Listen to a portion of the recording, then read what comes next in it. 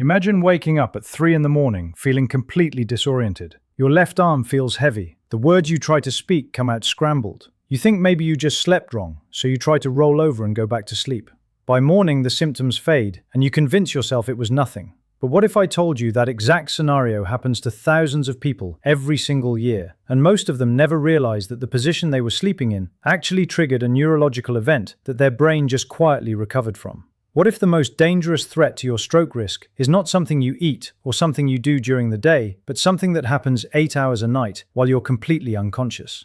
I'm Dr. William, and today we're diving deep into something that almost nobody talks about, but absolutely everyone needs to understand. Because your sleep position after a certain age is not a comfort choice anymore. It's a medical decision with real consequences. The reason this matters so specifically for you is that your body at 50 years old is completely different from your body at 75. The arteries that fed your brain efficiently for 5 decades start to change. They get stiffer. They accumulate fatty deposits in places you can't see. Your neck loses its flexibility. Your spine develops changes that seem minor until you spend 8 hours a night in the exact position that stresses those same vulnerable areas. When you're young, your brain has incredible flexibility in how it gets blood from your neck to your cranium. When you're older, that flexibility is gone. The same sleep position that never caused a problem at 45 suddenly becomes genuinely risky at 70. Let me walk you through the actual anatomy, because this is where it gets critical. Your brain gets oxygen from 2 major sets of vessels. The first pair is the carotid arteries, these big pipes that run on the front sides of your neck. The second pair is the vertebral arteries, which do something unusual. They don't run on the outside of your neck like the carotids do. They actually run through the bones of your cervical spine before they enter your skull. This is important because it means the vertebral arteries are surrounded by bone on all sides. They're in tunnels, and when the position of your neck changes, especially if your neck is in rotation for hours at a time, the space inside those bony tunnels can actually get smaller. The vessel gets compressed, the blood flow decreases. In younger people, this is temporary and harmless. Your brain recognizes the change and your auto-regulatory systems compensate. In older people, those compensation mechanisms are slower and less effective. The reduced blood flow to the back of the brain persists longer. And if you're sleeping in that compressed position for 6, 7, or 8 hours, you're talking about a prolonged period of reduced oxygen supply to areas of the brain that control balance, coordination, and vision. Now, let me talk about the position that the research most consistently flags as problematic, and that position is sleeping on your stomach. When you sleep on your stomach, your head has to be rotated to the side, because humans still need to breathe, and you can't breathe into a pillow. That's not the problem, though. The problem is what happens to your vertebral artery when your neck is in sustained rotation. If your head is turned to the right for 8 hours, the vertebral artery on the right side of your spine gets twisted and compressed by the muscles and bones around it. At the same time, the artery on the left side gets stretched. You've created mechanical stress on both sides. You've also compressed the carotid artery on the right side because your neck is rotated. For someone in their 60s, this is usually fine. For someone in their 70s or 80s with existing arthritis in the cervical spine, you're now creating real hemodynamic stress. The blood vessels that already have plaque buildup are being kinked, they're being compressed, they're being stretched. The blood flow through them is being mechanically reduced. And this happens every single night. Research that examined the relationship between sleep position and stroke types found something fascinating. People who habitually slept on their stomach had a significantly higher rate of something called vertebrobasilar territory strokes. These are strokes in the back part of the brain, in the areas supplied by those vertebral arteries we just talked about. These are not minor strokes. The vertebrobasilar territory includes brain regions responsible for some of the most essential functions: your balance and coordination, your ability to see normally, your consciousness itself. Strokes in this region often leave people disabled because they affect the neural pathways that control fundamental functions. Yet stomach sleeping is incredibly common, especially in people who've slept that way their entire lives. The habit is so ingrained that changing it feels almost impossible. But the research is very clear that it's one of the most important changes you can make if you're over 65. Right-sided sleeping presents a different kind of problem, and this one is specifically about the heart, not the brain. When you lie on your right side, your heart literally shifts position within your chest cavity. The mechanics of how your heart pumps change. The pressure that the heart chambers experience changes. For most people, this is trivial. Your heart compensates automatically. But for people who already have conditions like atrial fibrillation or heart failure, This positional change can actually provoke arrhythmias during sleep. Studies of people with atrial fibrillation found that those who slept on their right side had more episodes of irregular heartbeat compared to those who slept on their left side or on their back. These episodes happen while you're asleep, so you're not aware of them, but they contribute to cumulative damage. They increase your risk of blood clots that can travel to your brain and cause strokes. Left-sided sleeping is actually where the research most strongly supports for overall cardiovascular health. When you lie on your left side, your heart sits in a position that allows it to pump more efficiently. The workload on the right side of the heart decreases. Lymphatic fluid drains more effectively from your legs.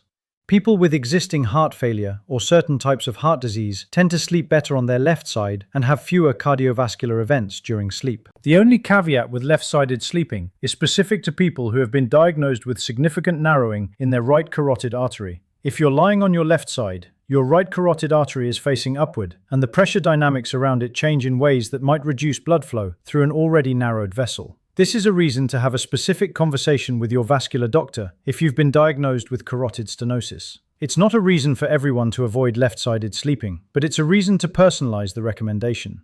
Back sleeping, or sleeping on your back, is interesting because it's neurologically favorable but cardiovascularly problematic for a specific subset of people. When you lie on your back, your spine is in neutral alignment. Your neck is not rotated. Your vertebral arteries are not twisted or compressed. The blood flow to your brain is maintained in the most straightforward pathway. From a stroke prevention standpoint, this is good. From an obstructive sleep apnea standpoint, this is terrible. If you've been diagnosed with sleep apnea, or if you snore heavily and wake up feeling like you never actually slept, back sleeping makes it worse. Back sleeping actually causes the soft tissues in the back of your throat to collapse more completely and more frequently because of gravity. You spend more of the night with your airway partially or completely blocked. You have more episodes of oxygen desaturation, where your blood oxygen level drops to dangerous levels. And sleep apnea itself is a major, under-recognized stroke risk factor in older adults. So the equation becomes complicated. Your position is good for your vertebral arteries, but bad for your airway. You have to know whether sleep apnea is even a problem for you before you can make that decision. So what do you actually do with this information? How do you translate the research into changes that are realistic and sustainable? The first and most important change is if you're a habitual stomach sleeper over 65, this is the position change most strongly supported by science as being worth making.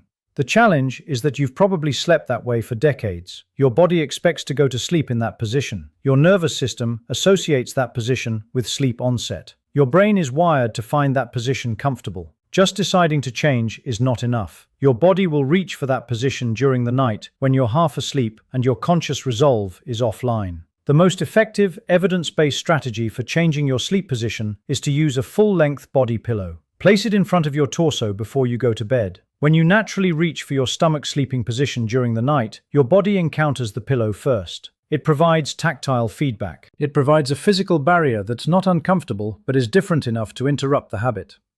Consistently using a body pillow over 2 to 4 weeks retrains your sleep position preference. Most people report adapting within 3 to 6 weeks. That sounds like a long time, but we're talking about reducing your stroke risk for the next 20 years. 6 weeks is reasonable. The second thing is that if you have any diagnosed cardiovascular condition, you need to have an explicit conversation with your doctor about your sleep position. This is not something that should be assumed. It's not something you should look up on the internet and decide on your own. Left-sided sleeping has good general research support for cardiovascular health, but your specific heart condition and your specific cardiac anatomy might modify that recommendation. If you have atrial fibrillation, your doctor might recommend left-sided sleeping specifically to reduce nighttime arrhythmias. If you have other types of heart disease, the recommendation might be different. If you have heart failure and also have sleep apnea, you have competing concerns, and your position needs to address both problems. This is exactly the kind of personalization that a cardiologist can help you think through. The time to have this conversation is not at 3 in the morning when you're experiencing neurological symptoms. It's at your next routine appointment when you can have a thoughtful discussion about your individual situation. The third piece of this is about pillow height and neck alignment, and this applies to everyone, regardless of your sleep position. A pillow that is too high forces your neck into a position called cervical flexion, where your chin is pushed toward your chest. A pillow that is too low allows your neck to drop into a position where it's extended backward. Both of these positions place chronic, low-grade mechanical stress on your vertebral arteries. The stress is not obvious because it's not causing pain, but it's there. Over hours and nights and months and years, that chronic mechanical stress contributes to the gradual development of problems. The optimal pillow height maintains your cervical spine in a neutral position. Imagine a perfectly straight line from the base of your skull down through your upper back. For most people over 65 who sleep on their side, that optimal pillow height is somewhere between 4 and 6 inches. A medium firm pillow is usually ideal because it provides support but still allows your neck to maintain that neutral alignment. If you sleep on your back, you actually want a thinner pillow because you're not trying to fill the gap under your neck the same way. You're trying to prevent your chin from dropping forward. The fourth thing is to take seriously any neurological symptoms that develop overnight or immediately upon waking, because these are often dismissed as just sleeping wrong or getting older.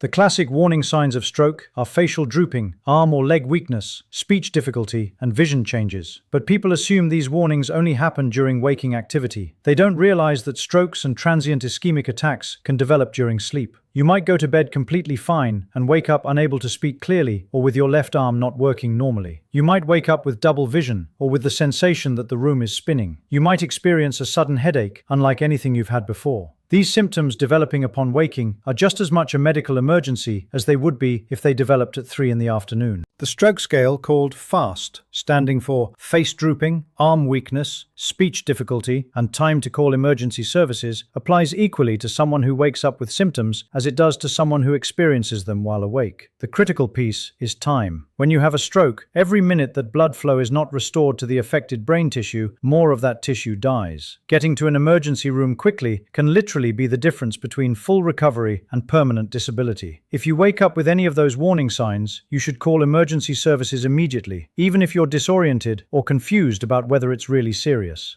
The fifth thing is to understand that sleep apnea is its own separate stroke risk factor that compounds whatever risk your sleep position creates. If you haven't been formally evaluated for sleep apnea and you snore, or you wake up gasping for air, or you wake up feeling like you never actually slept, you need to talk to your doctor about getting a sleep study. The reason is that sleep apnea causes repeated episodes of oxygen desaturation. Your blood oxygen level drops. Your brain recognizes the drop and triggers you to partially wake, so you take a breath. Then you go back to sleep, and the cycle repeats, 50 times per hour in severe cases. Every single one of those episodes puts stress on your cardiovascular system. Your heart has to work harder. Your blood pressure spikes. Your blood vessels experience strain. Over time, sleep apnea actually remodels your cardiovascular system in ways that increase your stroke risk. And your sleep position becomes important because certain positions make sleep apnea worse. If you have sleep apnea, you might not be able to use the position that's optimal for your particular vascular situation, because that position might be the one that triggers your apneic episodes. This is exactly why getting formally evaluated matters. You need information about your actual situation, not just general guidelines. Let me be clear about what this all means in practical terms. Your sleep position tonight is something you can choose deliberately. You're not locked into the position you've been using for 30 years. The research shows that changing from stomach sleeping to any other position reduces your cerebrovascular risk. The research shows that left-sided sleeping optimizes your cardiovascular function. The research shows that your pillow height and neck alignment matter. And the research shows that certain positions actually increase your risk of stroke if you have specific cardiovascular or neurological conditions. The position you choose matters because you spend a third of your life in that position. You spend a third of every single day with your vertebral arteries either compressed or stretched or perfectly neutral, depending on where your head is. You spend a third of every single day with your heart either working efficiently or straining, depending on which side you're on. Over a year, that's 121 days in a particular position. Over 5 years, that's 605 days. Over 20 years, that's over 4,000 days. The cumulative effect of a position that chronically stresses your vessels or a position that optimizes your circulation is not trivial, it's consequential. I want to leave you with something to think about as you get ready for bed tonight. The position your body settles into at 10 or 11 o'clock this evening is information. It's telling you something about your habits. It's telling you something about your comfort preferences. But after a certain age, comfort is not the only variable that matters anymore.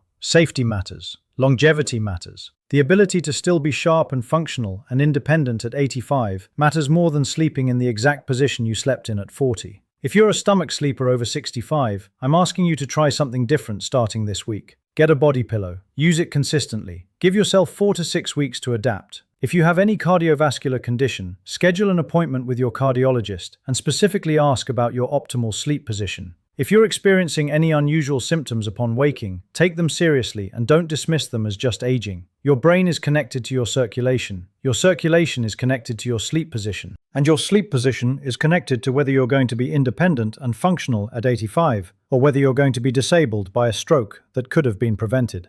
Comment below and tell me what position you sleep in, and whether you've ever thought about whether that position might be affecting your health.